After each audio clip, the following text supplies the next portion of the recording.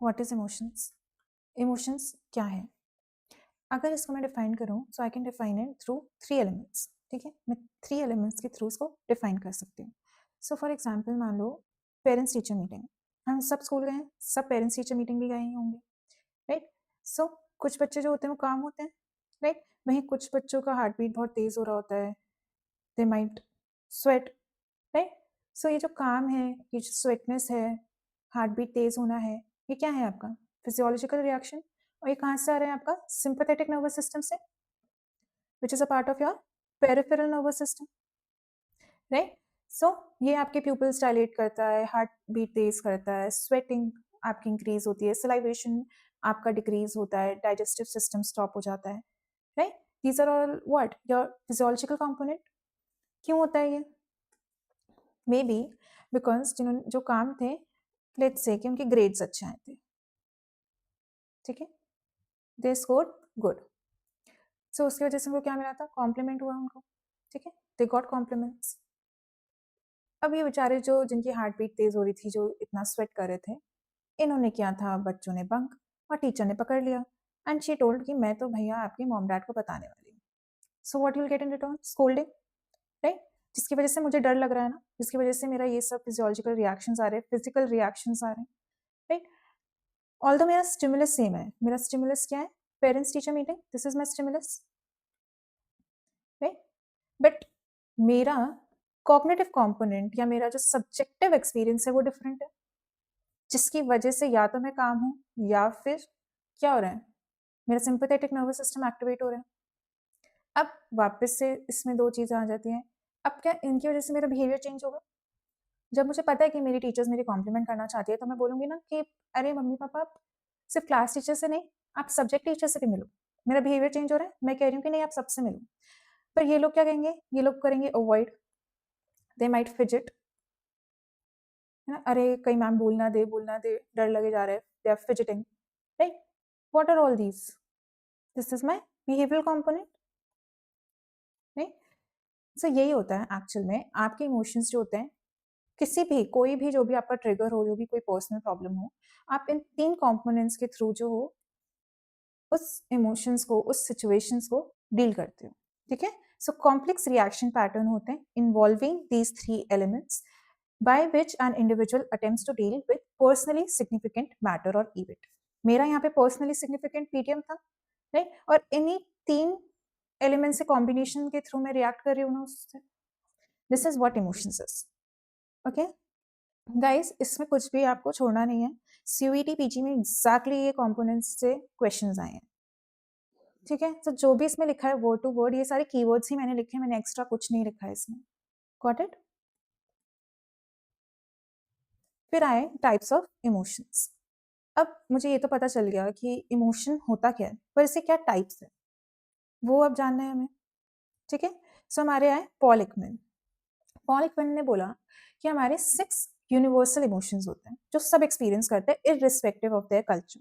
Surprise सब experience करते हैं, गुस्सा, डर, दुखी होना, disgust is your basically EU feeling, ठीक है? सो अगर आपको लौकी नहीं पसंद तो आप बोलते हैं ना, छी ये क्या बना दिया, या व्हाटएवर यू डोंट लाइक, उसके बाद आपको ईयू छी वाली फीलिंग आती है, disgust, that is what disgust is, ठीक है? एंड देन जॉय, खुशी।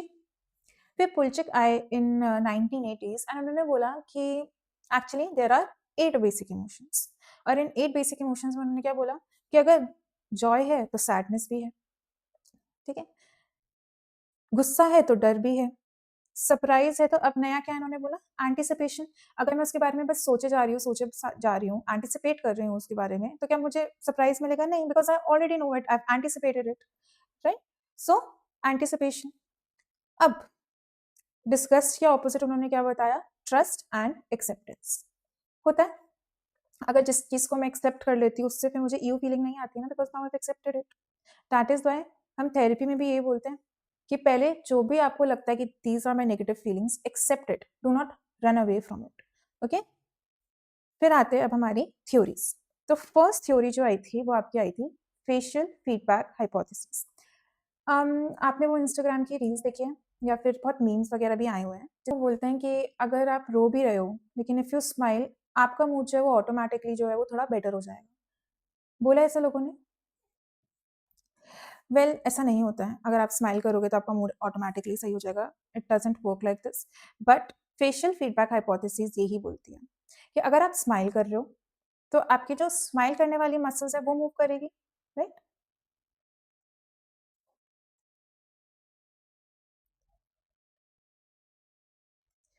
अब ये क्या करेगी?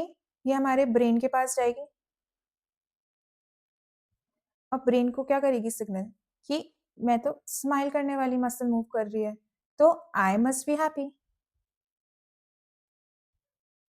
राइट? वहीं अगर मैं मान लो गुस्सा कर रही हूँ तो मेरा फेस कुछ ऐसा होगा।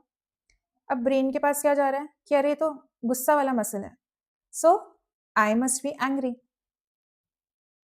तो फेशियल फीडबैक हाइपोथेसिस यही बोलता है कि जो आपके मोटर मसल्स है फेस के, वो क्या करते हैं, वो सिग्नल करते हैं आपके ब्रेन को और फिर उसी के हिसाब से जो है ब्रेन इंटरप्रेट करता है इमोशन को और फिर आप उसके हिसाब से एक्सपीरियंस करते हो इमोशंस। ये जो थ्योरी है ये किससे आई है हमारे? ये आई है चार्ल्स डार्विन से। ठीक है, चार्ल्स डार्विन वही है एवोल्यूशनरिस्ट एंड उन्होंने बोला था सर्वाइवल ऑफ द फिटेस्ट। एक थोड़ा सा एक्स्ट्रा इन्फॉर्मेशन है, चार्ल्स डार्विन से ही इंस्पायर्ड होकर फंक्शनलिज्म भी बना है।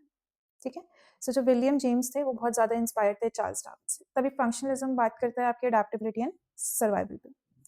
ठीक है, फिर जो आपकी सेकेंड थ्योरी आई है वो आई है आपकी एक्टिवेशन थ्योरी ऑफ इमोशंस। ये बोलता है कि जो आपके इमोशंस हैं वो किस किस से एक्टिवेट होते हैं आपके, एक तो आपके पेरिफेरल नर्वस सिस्टम से।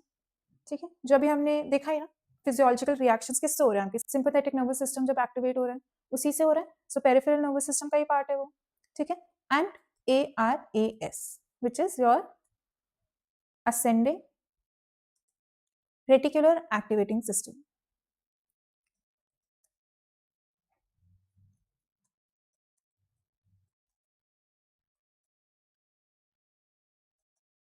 ओके, ये किस में हेल्प करता है? आपके अराउजल। तो जब तक अराउजल ही नहीं होगा, जब तक आपको पता ही नहीं चलेगा, तब तक इमोशन थोड़ा फील हो सकते हैं, नहीं हो सकते ना। ARS जो है ये जो है आपके होता है आपके हाइंड ब्रेन में, जिसको हम रोम्बिन सेफलोन भी बोलते हैं। ठीक है, सो आपका कुछ ये ब्रेन ऐसा दिखता है। आई नो थोड़ा सा ड्राइंग जो है वो ऐसा अजीब सा ही है, but guys to cooperate with me. So ये जो नर्व्स जा रही है ना ऊपर, इसी को हम बोलते हैं ARAS।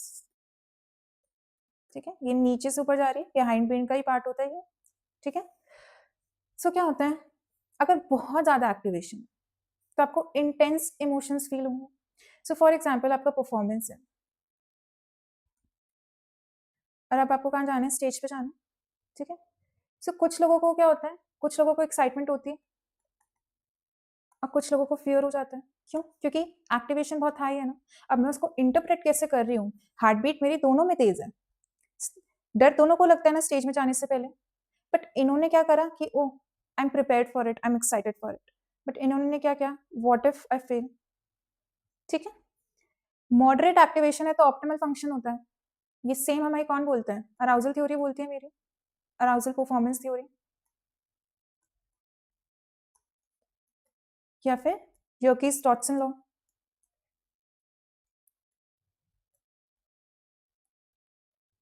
राइट, अगर टास्क जो है वो मेरे स्किल सेट के हिसाब से बना है और मुझे बहुत ना ज़्यादा स्ट्रेस हो रहा है ना बहुत कम स्ट्रेस हो रहा है, बिल्कुल ऑप्टिमम अमाउंट ऑफ स्ट्रेस हो रहा है, तो क्या मेरी परफॉर्मेंस जो है वो अच्छी होगी। ठीक है, एंड वहीं पे अगर लो एक्टिवेशन है, अब बताओ मेरा ब्रेन एक्टिवेट ही नहीं हो रहा है ना, मेरा क्या हो रहा है, सिंपैथेटिक नर्वस सिस्टम एक्टिवेट ही नहीं हो पा रहा है, मैं पैरासिम्पैथेटिक में हूँ, मैं रिलैक्स कर रही हूँ बस। तो मेरे को ड्राउजीनेस, नींद आएगी, हो सकता है मैं बोर हो जाऊँ। कब होता है ये, जब जबरदस्ती पढ़ाने बैठ जाए। राइट, क्या कोई मुझे कुछ भी जबरदस्ती काम करना पड़ रहा है तो नींद आती है, आती है। तो क्यों? क्योंकि मेरा एक्टिवेशन जो है वो लो है। तो आपने देखा इसमें बायो का बहुत बड़ा हाथ है। ठीक है, फिर आती है हमारी जेम्स लांज थ्योरी ऑफ इमोशंस। ये भी जो है हमारी फेशियल फीडबैक से इंस्पायर्ड है। ओके, एंड इन्होंने भी ये बोला है कि हमारा जो पेरिफेरल नर्वस सिस्टम है, जिसमें हमारा autonomic and somatic nervous system आता है, सिंपैथेटिक नर्वस सिस्टम, आपका somatic nervous system, okay, and flight and fight, right? ये जो है ये एक्टिवेट होता है। जैसे हम फेशियल फीडबैक में बोल रहे थे कि जब आप स्माइल करते हो तो वो ब्रेन के पास जाता है, राइट? वैसे ये बोलते हैं जब कोई स्टिमुलस होता है। चलो एक एग्जांपल से समझते हैं। Time for my bad drawing again.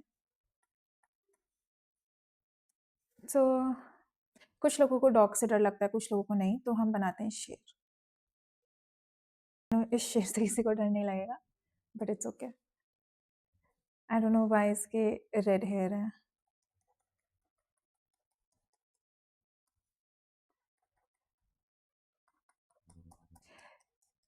अगर आपको इससे डर नहीं लगेगा तो मुझे नहीं पता किससे लगेगा, because clearly it's alien looking, right? तो मान लो आपके पास आता है, आपके सामने आ गया लायन। अब आपका क्या होगा? आपका सिंपैथेटिक नर्वस सिस्टम एक्टिवेट होगा, राइट? इससे क्या होगा? आपका सिंपैथेटिक नर्वस सिस्टम जब एक्टिवेट होगा, आपका हार्ट बीट बहुत तेज हो जाएगा, प्यूपिल्स डायलेट हो जाएंगी आपकी, गला सूख जाता है, बोलते हैं गला सूख रहा है, राइट?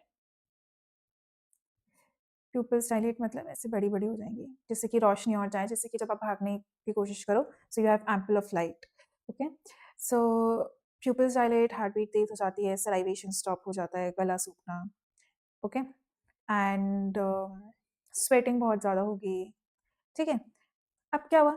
इससे क्या होगा? ये जो है आपके ब्रेन के पास जाएगा, कॉर्टेक्स में जाएगा। अब कॉर्टेक्स ये समझ जाएगा कि अरे मेरी बॉडी में कुछ चेंजेस आ रहे हैं, राइट? ये कुछ चेंजेस है मेरी बॉडी के अंदर, राइट? इसका मतलब मैं काम तो नहीं हूँ। तो अब कॉर्टेक्स जो है वो इसको इंटरप्रेट करेगा ना। अब जब कॉर्टेक्स इसको इंटरप्रेट करेगा तब आपको जो है इमोशंस फील होंगे, सच एज फियर, ठीक है?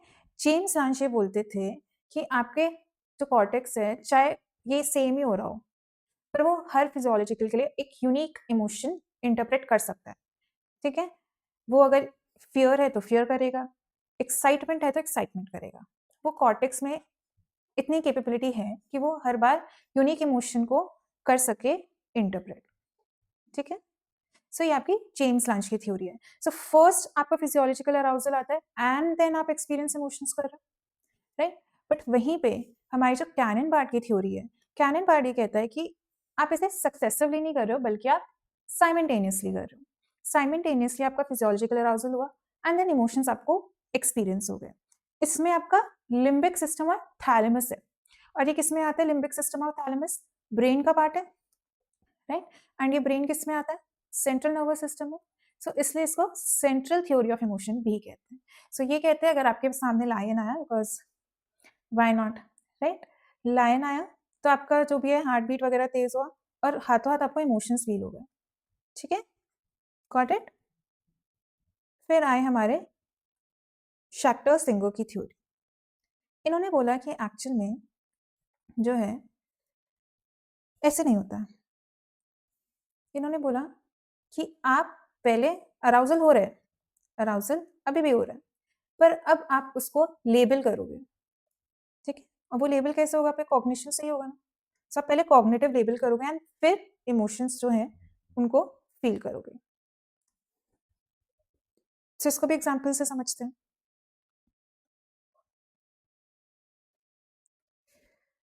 सो फॉर एग्जांपल अब थोड़ा हम लेवल बढ़ाते हैं अपने ड्राइंग का, एंड अब हम रूम बनाते हैं, ठीक है? ये आपका रूम है, ये आपका डोर है, और यहाँ से आपकी किचन स्टार्ट हो रही है। ये आपका किचन है, ठीक है? यहाँ पे आप बैठ के मस्त टीवी देख रहे हो,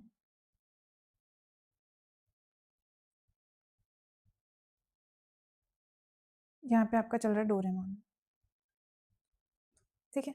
यहाँ पे मस्त बैठ के आप टीवी देख रहे हो और इधर एक विंडो है जिसकी क्रैश की आवाज़ आई। ये जो है विंडो क्रैश के नहीं, चलो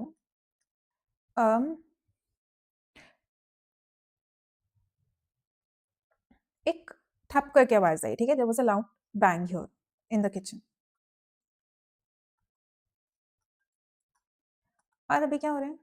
अभी रात के बज रहे हैं 12 and you are alone at home, okay, so अब इतनी लाउड आवाज आई है, रात के 12 बज रहे हैं, यहाँ पे हम डोरेमोन देख रहे हैं, घर में कोई है नहीं, मम्मी पापा बोल के गए थे बेटा ध्यान रखना, डर लगेगा एक बार के लिए, राइट? सो मेरा स्टिमुलस जो है वो यहाँ पे क्या है, लाउड नॉइस, ठीक है। अब इससे क्या हुआ, मेरा फिजियोलॉजिकल अराउजल वापस से हुआ, मेरा हार्ट बीट बहुत तेज हुआ, ठीक है। अब दो तरीके हो सकते हैं, अब या तो इसने थोड़ी देर पहले ही, या तो हमने देखा है कुछ थ्रिलर या फिर हॉरर, राइट? जैसे ही हमने ये देख लिया हॉरर या कुछ थ्रिलर, तो हमें क्या होगा, हमें लगा कि कोई आ गया, देयर इज समवन, राइट? कोई चोर घुस आया भाई। दूसरा क्या हो सकता है, अरे हवा के कारण हो गया होगा, it must be the air, must be the gush of the wind, ठीक है, हवा के कारण हुआ है। सो मेरे पास इन्फॉर्मेशन नहीं है ना, यहाँ पे अभी चोर घुस आया है, लिटिल इन्फॉर्मेशन, मुझे थोड़ा पता चोर है नहीं है, जब मैं वहां पे जाके चेक करूंगी तभी होगा, राइट? सो यहाँ पे मुझे इमोशन अराउजल हो जाएगा, मेरे को इमोशन फील हो जाएंगे, यहाँ पे फियर हो जाएगा। बट यहीं पे जब मुझे लग रहा है कि नहीं बाबा ये तो विंड है, तो मुझे क्या लगेगा, there would be no emotional arousal. क्यों लगेगा मुझे डर, मैं वापस डोरेमोन देखने बैठ जाऊंगी, राइट?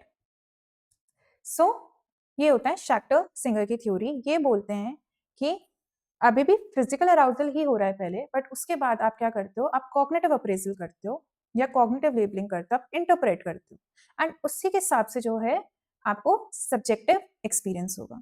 अगर आपको लगता है आप डेंजर में हो तो आपको अराउजल हो, अगर आपको लगता है कि नहीं बाबा मैं तो डेंजर में नहीं हूं, तो आपको अराउजल नहीं होगा, एज सिंपल एज दैट, ठीक है। एंड फिर हमारा लास्ट आता है cognitive appraisal theory of emotion, और इसको हम दूसरा, इसका क्या नाम है, मीडिएशन थ्योरी ऑफ इमोशन, ये हमारे लजारस ने दी थी।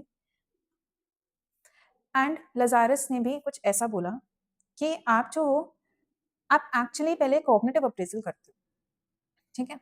अगेन एग्जाम्पल ले लेते हैं। सो फॉर एग्जाम्पल किसका एग्जाम्पल ले, अब इनका ले लेते हैं वापस से। सबसे पहले क्या हुआ, आपने, आप चल रहे थे, आप हाइकिंग पे थे और आपने लायन देखा या चीता देखा, वॉट एवर यू सॉ, ठीक है।